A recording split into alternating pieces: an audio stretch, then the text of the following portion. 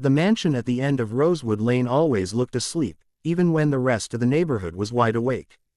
Its tall gates rarely opened, the curtains never lifted, and the man who lived there was known only for his silence and his scowl. His name was Alexander Cross, a millionaire CEO who built empires but could not stand people. Children whispered that the house was haunted, while adults shook their heads and muttered that money had ruined him. On a crisp Monday morning, a sound broke the spell, a knock on the wrought iron gate. Tiny, uncertain, yet brave enough to echo down the quiet street. "Excuse me, sir." Alexander lowered his newspaper, irritated already.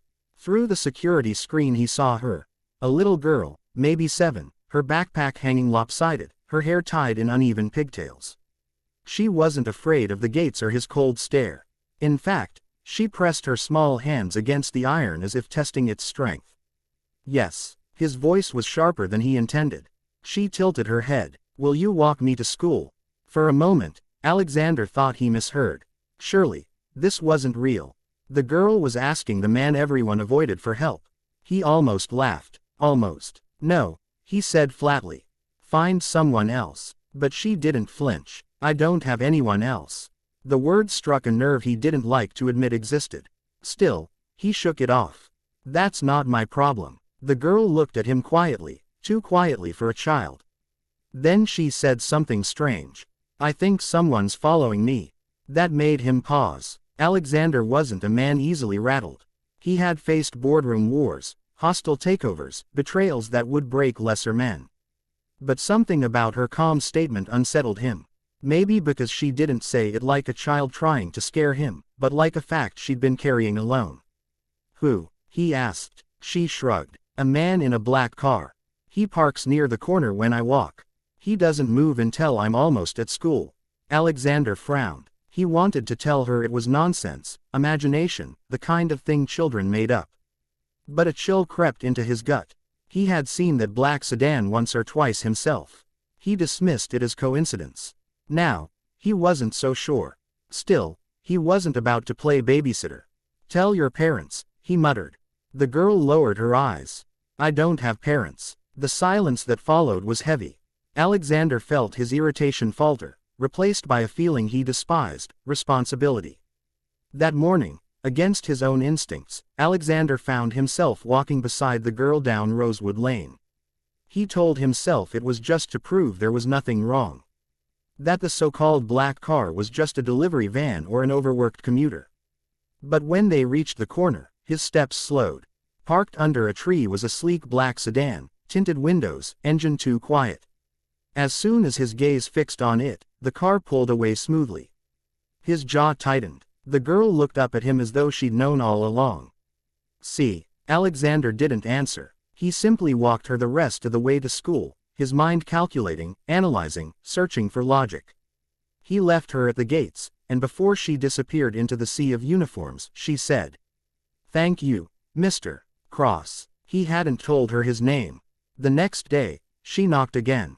"I told you yesterday was a one-time thing," he said. "But he'll come back," she replied. "He always does." Against every ounce of reason, Alexander found himself walking her again. The black car was there, this time farther down the block. Again, it slipped away when his eyes found it. He didn't like patterns he couldn't explain. By the third day, he had her name, Emily. By the fourth, he knew she lived with an elderly grandmother who was bedridden most days. By the fifth, he realized the car wasn't coincidence. One evening, as he reviewed contracts in his office, his security cameras pinged. The black sedan was parked across the street, lights off, engine running. Watching his house, watching Emily's, Alexander narrowed his eyes. He wasn't the type to get involved, but something in his instincts screamed danger. Friday morning, Emily wasn't at the gate. He told himself it was none of his business.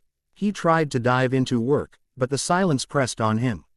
Finally, he gave in and walked to her small, crumbling house. The front door was ajar.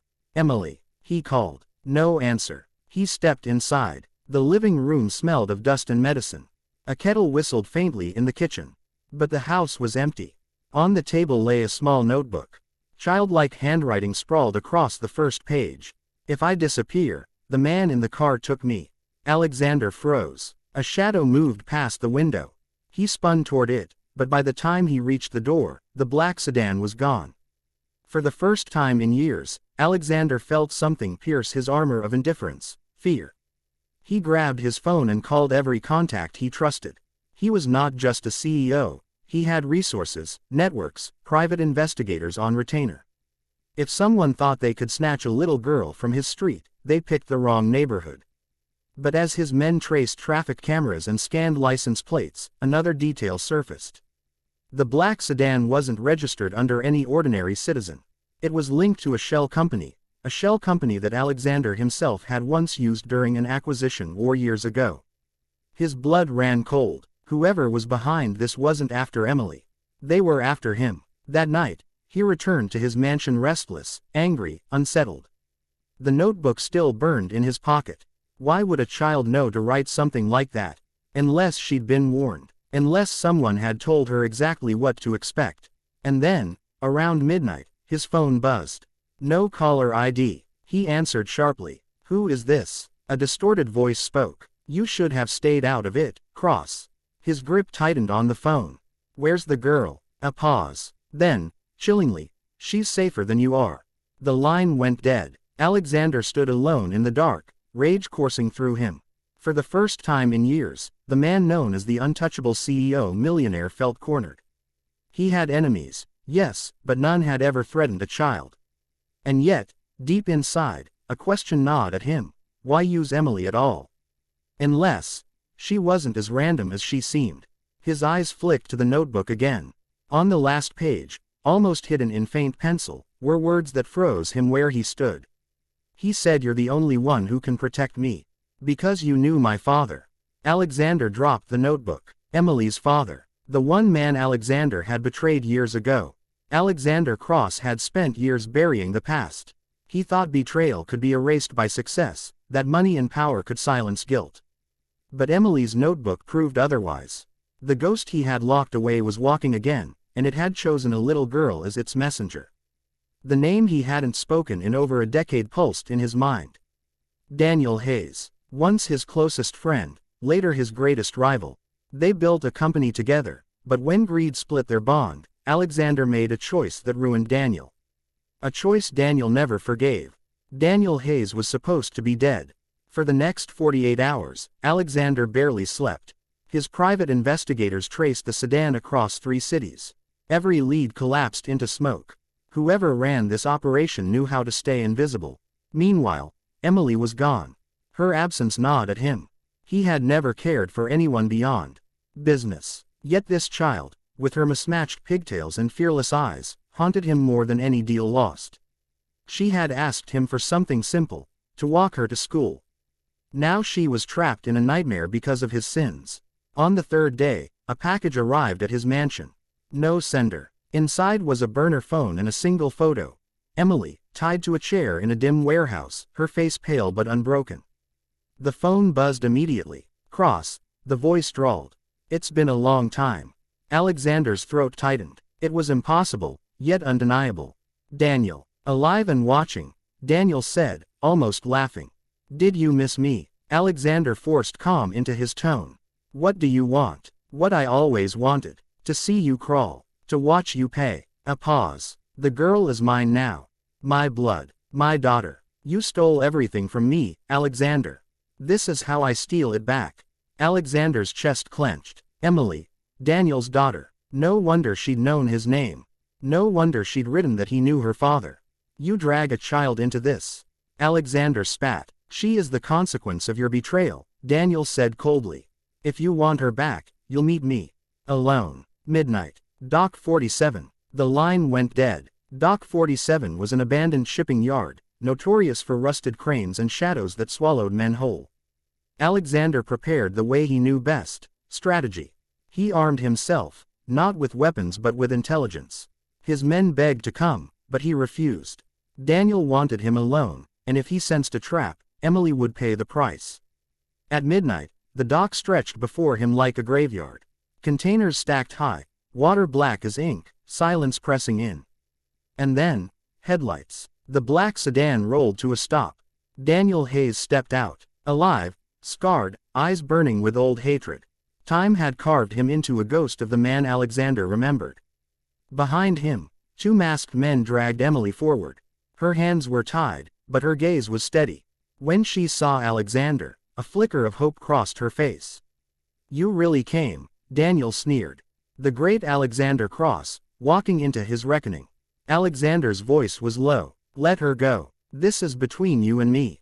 Daniel laughed bitterly. "You think I'll hand her back? She's the only leverage I have. The daughter you left fatherless. You disappeared," Alexander shot back. "Everyone thought you were dead. Because you buried me," Daniel roared. "You stole our company, our dream, our future. And when I tried to fight back, you crushed me. I had nothing left but rage. Do you know what it's like to raise a child in hiding? To watch her live in fear because of the enemy outside?" Emily flinched at the venom in his voice.